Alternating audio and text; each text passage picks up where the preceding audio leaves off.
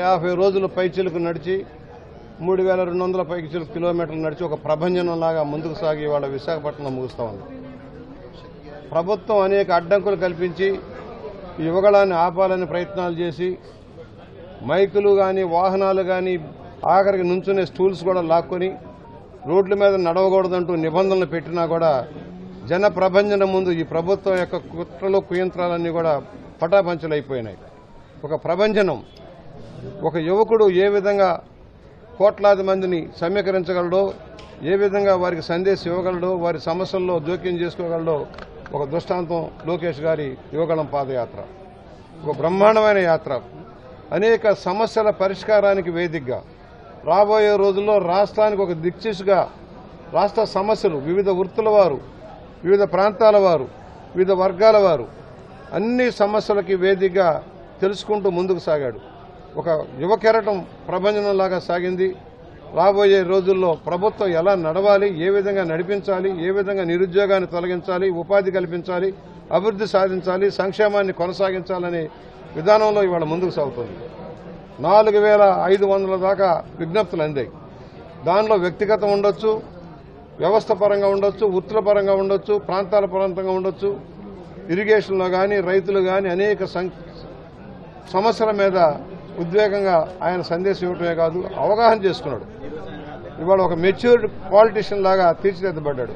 ఆ రోజున మేము చూసాం ఆయన ఏదైతే పంచాయతీరాజ్ మినిస్టర్గా ఏ విధంగా గ్రామసీమల అభివృద్ధి కృషి చేశాడో మేము చూసాం.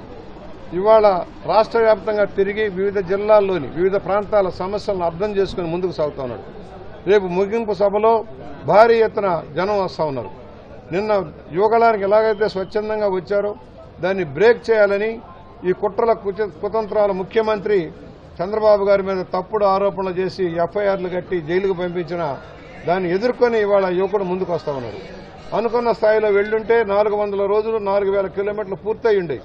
దాన్ని ఆపాలన్న కుయుక్తితోటే చంద్రబాబు గారిని జైలుకు పంపించిన నిలబడే కాదు, తప్పు జరగలేదని ఇవాళ నిర్ధారణ అవుతా ఉంది. ఈ ముఖ్యమంత్రికి గుణపాఠం చెప్పే రోజు వచ్చింది.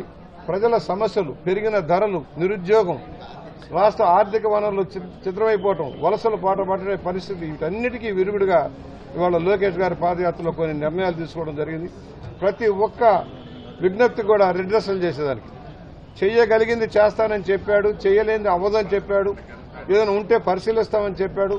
ఒక మెచ్యూర్డ్ పొలిటిషియన్ లాగా చేశాడు. ఈ యువగళానికి భారీగా తరలి వెళ్లాలని అందరికీ విజ్ఞప్తి చేస్తున్నాం. రండి, రేపు చంద్రబాబు గారు, పవన్ కళ్యాణ్ గారు, బాలకృష్ణ గారు అందరూ కూడా దీనికి సంఘీభావం తెలుపుతూ ఉన్నారు. మనందరం కూడా విశాఖపట్నం తరలి వెళ్లడం కోసం ఇవాళ రాజమహేంద్ర రూరల్ నుంచి భారీగా తరలి ఏర్పాట్లు చేసుకోవడం కోసం ఈ సమావేశం ఏర్పాటైంది. ఒకటే చెబుతున్నాం, నీతివంతమైన పరిపాలన రావాలన్నా, అవినీతి అక్రమాలకు చెక్ పెట్టాలన్నా, ప్రజాస్వామ్యం కాపాడబడ్డాలన్నా, ప్రజాస్వామ్య హక్కులు, రాజ్యాంగ హక్కులు కాపాడబడాలన్నా జగన్మోహన్ రెడ్డిని సాగనంపడమే ప్రధాన ధ్యేయంగా ఇవాళ ప్రజలు సమాయత్తమయ్యారు.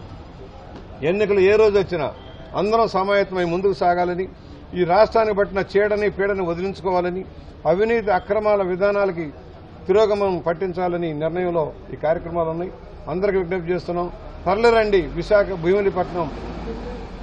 భీమునిపట్నం ఏరియాలో జరగబోతున్న ఈ మీటింగ్కి భారీగా తరలిరమ్మని, రాష్ట్ర వ్యాప్తంగా కదలరమ్మని విజ్ఞప్తి చేస్తున్నాం.